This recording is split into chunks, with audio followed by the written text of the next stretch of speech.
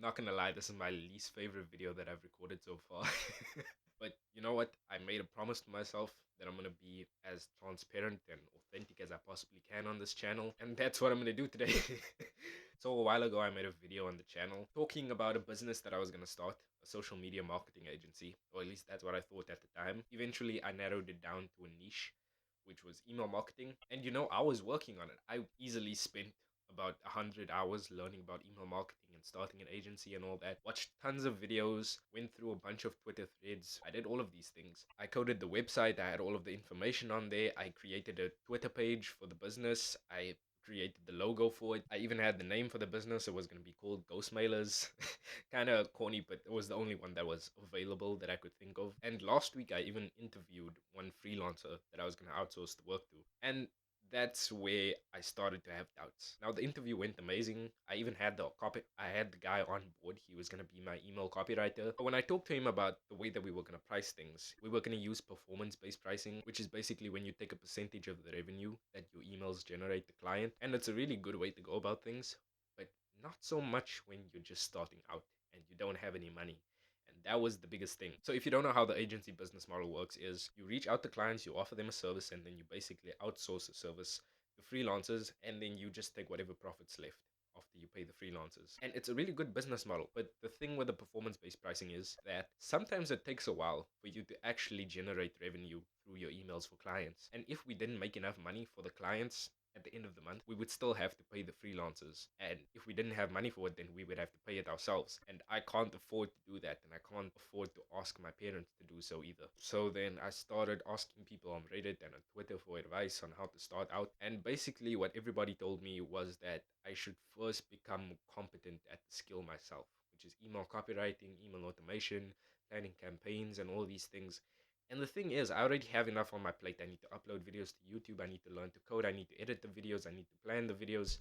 I need to work on some projects. So I can't still be learning email marketing and copywriting as well. I don't think I'm going to do the email marketing agency at the moment. I think what I'm going to do right now is I'm going to start freelancing again. And once I start getting results from freelancing, I will definitely share with you guys how I did so. Eventually, I'll probably start some kind of web development agency from that and probably offer email marketing as well, because I still really like the service and I would love to offer it to the people that I was going to offer it to help them out with their businesses as well. And I think it's really profitable.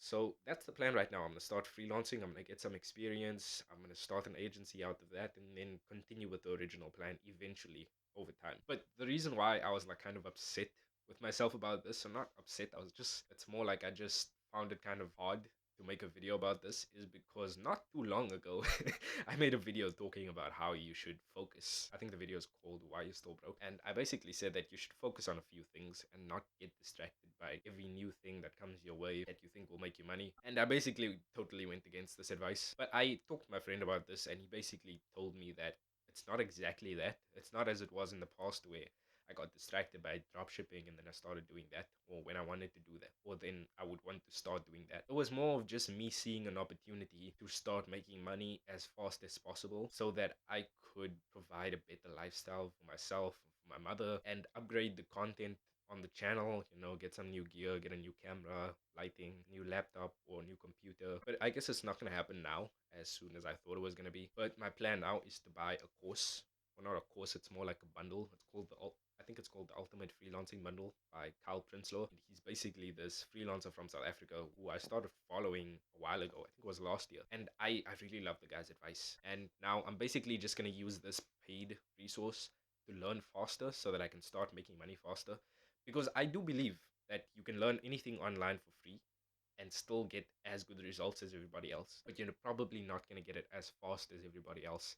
And that's basically why I'm doing this, because I think a lot of the things that's in the course are things that I already know, but there's so many important things that aren't as easy to find on the internet, which will probably slow me down a lot and it'll take me a lot more time to figure it out myself. So I'm going to use this paid resource as a way to speed up my progress, because with all of these things, when you're learning and when you want to do something, you either have to trade your time or your money. Now, the best case scenario is if you can do both, because spending more money will allow you to spend less time. Spending more time will allow you to spend less money.